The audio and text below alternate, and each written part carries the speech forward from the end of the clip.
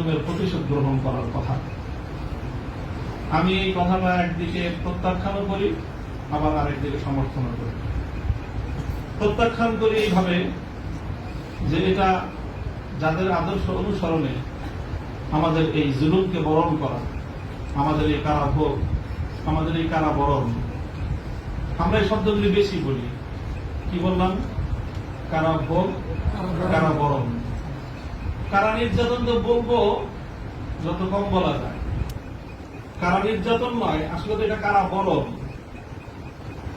আমরা তো জেনে বুঝেই এই পথে পা বাড়িয়েছি। কেউ যদি মনে করে থাকে যে আমরা জানি না, তাহলে এটা তাদের মিস ইনফরমেশন।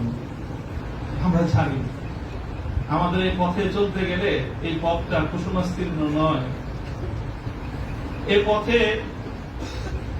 পথে লাল গালিচা থাকে, কখনো কখনো প্রতীকী অর্থে লাল গালিচা থাকে।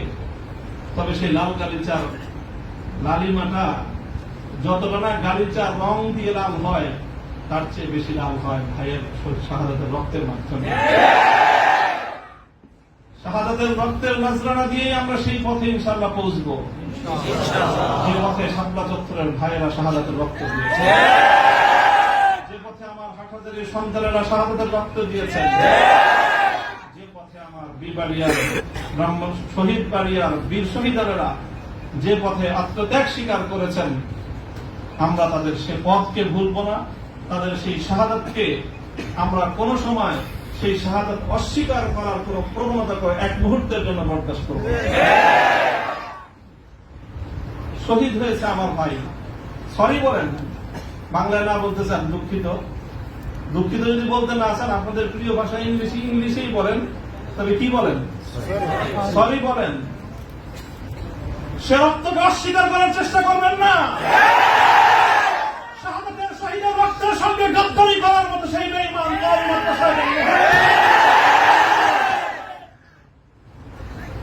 কাজেই যে কথা বলতেছিলাম, এটা কারাবরণ। আমাদের কারা নির্যাতন তো অনেক পরের কথা।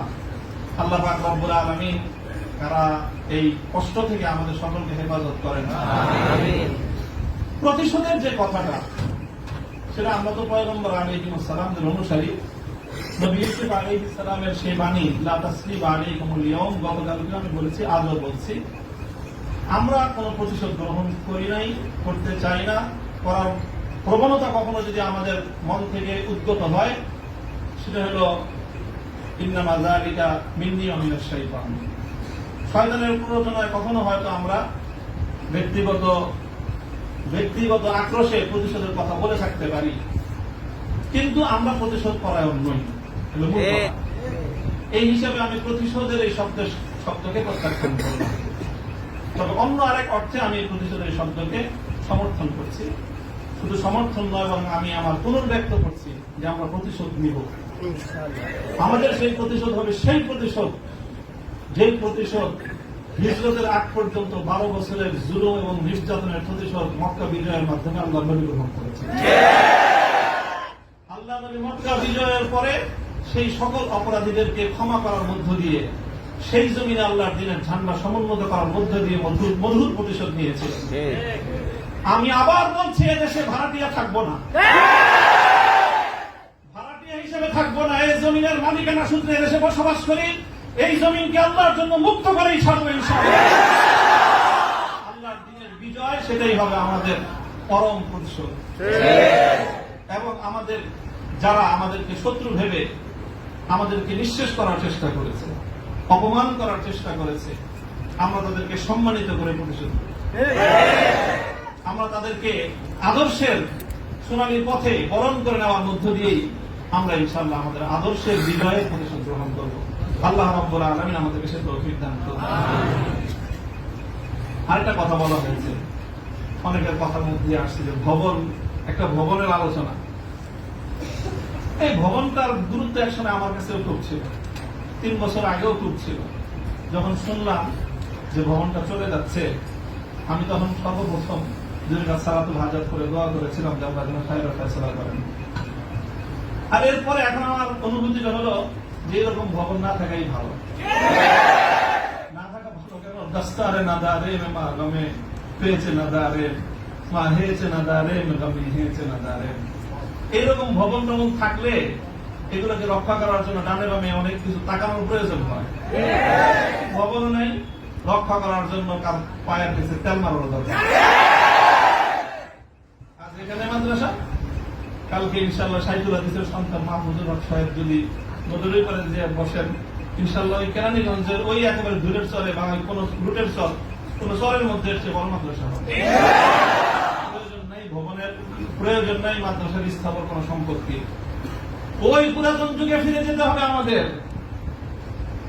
স্থায়ীভাবে আমি এই কথা বলতেছি। এই বিশাল বিশাল আলিশান ইমারত সাজায়, আর সেই ইমারতের মধ্যে সুন্দর সুন্দর আরামদায়ক বিলাসী রুম সাজায়, সেখানে বিলাসী এলেম চর্চা। আমি এই কথাটা আমার কাছে খুব মনে পড়ছে, বিলাসী এলেম চর্চা। আজকে আমাদেরকে এই বিলাসী এলেম চর্চায় বেড়ে বসেছে। বিলাসী এলেম চর্চার পথ বাদ দিয়ে আমাদের আকাবের এবং আসলাফদের মতো সেই খেজুর গাছের তলায়, বট গাছের নিচে সালাদ চাটার উপর বসে আমাদেরকে আল্লাহ রাসূলের তালিম দেওয়ার সেই সবক গ্রহণ করতে হবে।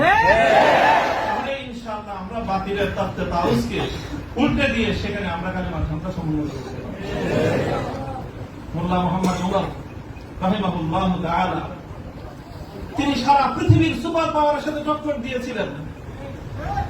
আমাদের বাংলাদেশের মধ্যে কোন গণভবন আর সংসদ ভবন, বঙ্গভবন কিছুই ছিল না। কান্দাহারের ছোট্ট একটা ঘরের মধ্যে ভাঙ্গা খাটের উপরে বসে টক্কর দিয়ে দিলেন তো সুপার পাওয়ারের সাথে। সারা দুনিয়া মনে করলো যে বেকুবের দল, 20 বছর পর আল্লাহ দেখা দিলেন তারাই বিজয়ী দল। তবে একটা দুঃখ আমার, আমি ওই এই গোটা প্রসঙ্গের সঙ্গে যারা যারা সম্পৃক্ত অধিকাংশই আমার সম্মানিত, অনেকে আমার মুহতারাম উস্তাদ, শুধু উস্তাদ না, অনেকে এমন আছেন যারা উস্তাদ মুতাওয়্যিব, অর্থাৎ আমি আমার মতো করে সাইদুল হাদিস রহমাতুল্লাহ আলাইহি আমাকে যাদের তত্ত্বাবধানে গড়ে তোলার চেষ্টা করেছেন, শুধু আমাকে না, আমার ভাইদেরকেও, মাহবুব সাহেব হুজুর এবং আমি, আমরা দুইজন বিশেষ করে, ওনারা অনেকে এখানে আছেন। কাজে তাদের প্রতি কোনো অসম্মান হয়, অমর্যাদা হয়, সেই কথা আমি বলবো না। কখনো ভুলে বলে থাকলে সেটার জন্য আমি নিঃস্বার্থ ক্ষমা প্রার্থনা এখনো করছি, যে কোনো সময় করবো, যে কোনো ভাবে করতে হয় করবো। তবে একটা কথা, দুঃখের কথা, হৃদয়ে রক্তক্ষরণের একটা কথা, সেটা যদি আমার বাবার দ্বারা সেই ভুলটা হতো আমি বলতাম। সেই ভুলটা যদি এখন আমার অভিভাবক মাহফুজ সাহেব যদি সেই ভুল করেন, সেটাও আমি বলবো। সেই ভুল যদি আমিও করি, আমাকেও যেন আল্লাহ আমার সেই ভুলটা অনুভূতি দান করেন। সেটা হলো যখন এদেশে মূর্তির বিষয় নিয়ে বিতর্ক তৈরি হলো, ভাস্কর্য নামে জাতীয় পর্যায়ে মূর্তি তৈরি হবে কি হবে না এই বিষয়ে যখন বিতর্ক, তখন আপনারা সেই বিতর্কের মঞ্চে ডিজিটাল ছবি তোলাটা কতটা বড় অপরাধ, কতটা বড় অন্যায়, কত বড় গুনাহ, সেই মাসলা নিয়ে আসলেন। দুঃখটা এই জায়গায়, আপনারা সেই মাসলা উত্থাপন করে তখন এই মূর্তি এবং ভাস্কর্যকে প্রকারান্তরে বৈধতা দেওয়ার চেষ্টা করেছেন। আপনারা বোঝানোর চেষ্টা করেছেন যে আজকের একটা ছাত্র ফেসবুকে তার ছবি আপলোড করা যতটুকু বড় অপরাধ, বাংলাদেশের স্বাধীনতার স্থপতি বঙ্গবন্ধু শেখ মুজিবুর রহমান সাহেবের 60 ফুট লম্বা ভাস্কর্য নামক মূর্তি স্থাপন করা সমান অপরাধ। এটা বোঝানোর চেষ্টা করেছেন আপনারা। ব্যাপারটা কি এক? এটাই হলো দুঃখ যে এই কাজটা সামনে করেন না আপনারা। আপনারা যদি ভাস্কর্যের বিরোধিতা করতে ভয় পান, তাহলে আমি আপনাকে দোষারোপ করবো না। তবে ভাস্কর্য নামক এই সকল শিরকি সংস্কৃতির বিরুদ্ধে যারা কথা বলবে, তাদের প্রতিপক্ষ হয়ে মাঠে গিয়ে এই ধরনের বিতর্কিত মাসলা উত্থাপন করে জালিমের এবং যারা মূর্তি পূজারীদের দোষর, তাদের অবস্থানকে সংহত করবেন। আমি জানি না, যদি বুঝে করে থাকেন, গফরাল্লাহু লাকুম, আল্লাহ আপনাদেরকে মাফ করুন। আপনি যদি বুঝে শুনে করে থাকেন, আখাফু আলাইকুম শিরক, আখাফু আলাইকুম শিরক, না বুঝে করে থাকেন, সেটাই আমার ধারণা যে আপনারা অনেক বড় বড় আলেম, রাজনৈতিক প্রজ্ঞা আপনাদের কিছুটা ঘাটতি থেকে থাকতে পারে এই ক্ষেত্রে অন্তত। কাজেই এই জায়গাটায় বিলম্ব হলে আপনারা কথা বলেন, বিলম্ব হলেও কথা বললেন, ইতিহাস আপনাদেরকে ক্ষমা করবে না। দেখেন না যে আমরা হেফাজতে ইসলামের কিছু নওজওয়ান আলেম এবার যেটা করছে, সরকার একটা ভালো বুদ্ধির কাজ করছে। আগের বার থেকে আগের অতীত থেকে তারা শিক্ষা নিছে। শাইখুল হাদিসের মতো, মুফতি আমিনী সাহেবদের মতো বৃদ্ধ মানুষদেরকে মানে তারা আটকায় জাতির কাছে তারা একটা বিশেষ মানে বড় ধরনের একটা মানে আসামির কাঠ করে দাঁড়া গেছিল। এবার তারা আমাদের মুরব্বীদেরকে কারো গায়ে স্পর্শ করেনি, শুরুই করছে মামুনুল হক থেকে যে এদের হাত পাও গুলি সব ভাঙিয়ে দাও, তাইলে এই বুড়া মাথা যেগুলো আছে সেগুলো আর কি করবে, এই পলিসি নিয়েছেন।